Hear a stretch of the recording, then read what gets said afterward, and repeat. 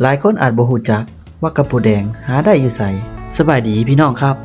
มื้อนี้บ่พันสิพาพี่น้องมาหาเลาะขุดกระปูแดงอยู่ที่เมืองอัสสพรแขวงสะหวรรณเขตสปป.ลาวเป็นเมืองชนเผ่าผู้ไทยและก็เป็นเมืองแห่งกระปูแดงที่มีหลายที่สุดหน้าแล้งแบบนี้ฝนก็บ่ตกหากินก็ยากสิพาพี่น้องมาหาเลาะขุดกระปูแดงแกงใส่หน่อไม้อยากบอกว่าสุดยอดเลยเฮ็ดป่นก็แซ่บแล้วแต่คนมักแม่ไข่อีกเบิ่งไข่มั้งกระปูแดงมีแต่โตไม่ไข่เป็นตาแสบเลยกระปูยัง กระปูแน่ ตั้งบริมานบางฮูกระก้นถือกระปูนาก็มี มันโคกเด้อ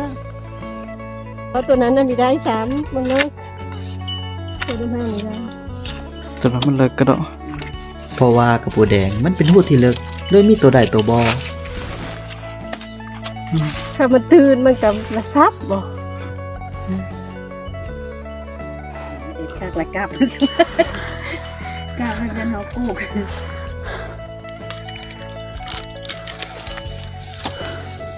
ถ้ามันตื่นมันก็คุดได้นะ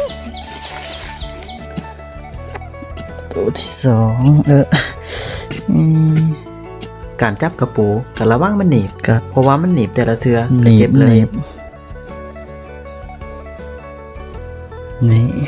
การขุดกระปูแดงก็บ่แม่นเรื่องง่ายเพื่อสิได้แต่ละตัวก็ทุลักทุเลเลยเพราะว่ามันเป็นหูที่สั้นลงและเลิกนำแถมดินยังแข็งอีก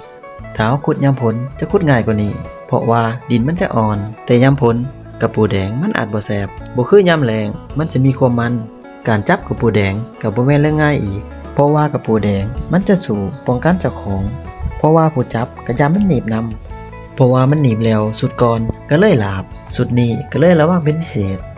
กระปูแดงมันมักอยู่ที่ดงและก็ป่าแต่มื้อนี้เฮามาขุดอยู่ป่าแถวห้างหน้านี่เอง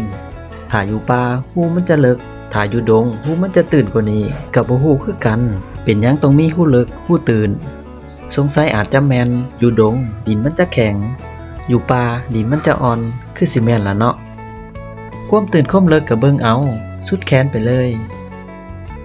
ตัวนี้ก็เป็นตัวแม่ที่มีไข่พร้อมเป็นตาแซ่บอีหลีตัวแม่ไข่แบบนี้นำเอาไปเฮ็ดเมนูใดจังสิแซ่บขุดกระปูแดงก็มีตัวใดแน่ตัวบ่ได้นี่หลายกระปูแดงก็หลายอยู่ส่วนหลายเฮาขุดบ่ถึงมันเพราะว่ามันอยู่เลิกหลายขุดไปขุดมาก็ได้ส่ำนี้แหละหลายเติบ3คน